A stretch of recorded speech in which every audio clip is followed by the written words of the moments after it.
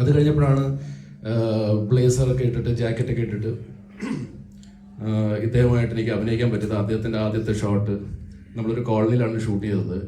Ashiq Abu, the man who never flinch, ഇതായിരുന്നു അദ്ദേഹത്തിൻ്റെ ആദ്യത്തെ ഡയലോഗ്.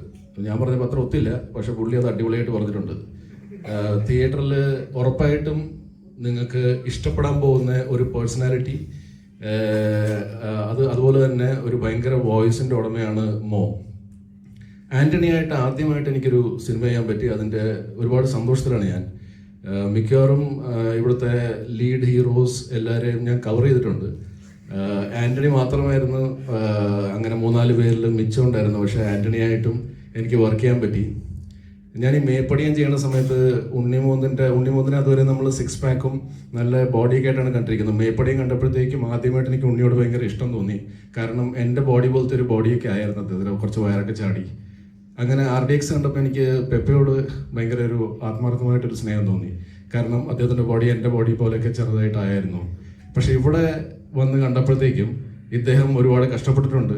പക്ഷെ ഒരു അസൂയാണ് തോന്നിയത്. എന്ന് വെച്ചാൽ അദ്ദേഹം അത്രയും ട്രാൻസ്ഫോം ചെയ്തു ഈ കഥാപാത്രത്തിന് വേണ്ടി. Hats of two Pepe.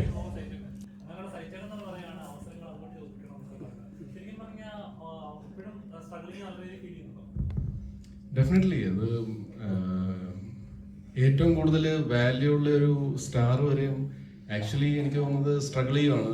ചില അടുത്ത സിനിമ ഏതാ ചെയ്യേണ്ടത്, അങ്ങനെയൊക്കെയുള്ള ഒരുപാട് ചിന്തകളായിരിക്കും അവർക്ക്. ഇപ്പം എന്നെയൊക്കെ സംബന്ധിച്ച് അടുത്ത സിനിമ ഇപ്പം ഫാമിലി മാൻ ആയാലും അല്ലേലും അടുത്ത സിനിമ കിട്ടുക എന്നുള്ളതാണ്.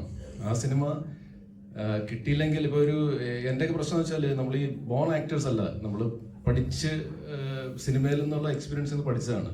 ഒരു 2-3 മാസം അല്ലെങ്കിൽ ഒരു 6 മാസമൊക്കെ ഗ്യാപ്പ് വന്നു കഴിഞ്ഞാൽ പിന്നെ ഒരു സിനിമ ചെയ്യുമ്പോഴത്തേക്കും നിങ്ങൾക്ക് ചിലപ്പോൾ ഒരു വളരെ ബാലിശ്യമായിട്ട് തോന്നും. പക്ഷേ അഭിനയം മറന്നുപോയോ, ഇനി നമുക്ക് ചെയ്യാൻ പറ്റുമോ? പക്ഷേ ഇത് എൻ്റെ ഫ്രണ്ട്സിനോട് ഞാൻ പറയുമ്പോൾ ഇതൊരു സൈക്കിൾ ഓടിക്കുന്ന പോലെ, അല്ലെങ്കിൽ സ്വിമ്മിങ് നമ്മൾ ചെയ്യുന്നല്ലോ. അതായത് ഇപ്പോൾ ഒരു വർഷം നമ്മൾ ചെയ്തില്ലെന്ന് വെച്ചാൽ നമ്മൾ മറന്നൊന്നും പോവില്ല. പക്ഷെ എന്നാലും ഒരു ആദ്യമാണ് ഇത് ചെയ്യാൻ പറ്റുമല്ലോ എന്ന്. അപ്പോൾ അതുകൊണ്ട് നിരന്തരം സിനിമകളിൽ സജീവമായിരിക്കണമെങ്കിൽ നമ്മളങ്ങോട്ട് നമുക്ക് ജോലി വേണമെന്ന് പറയുക എന്നുള്ളതാണ്.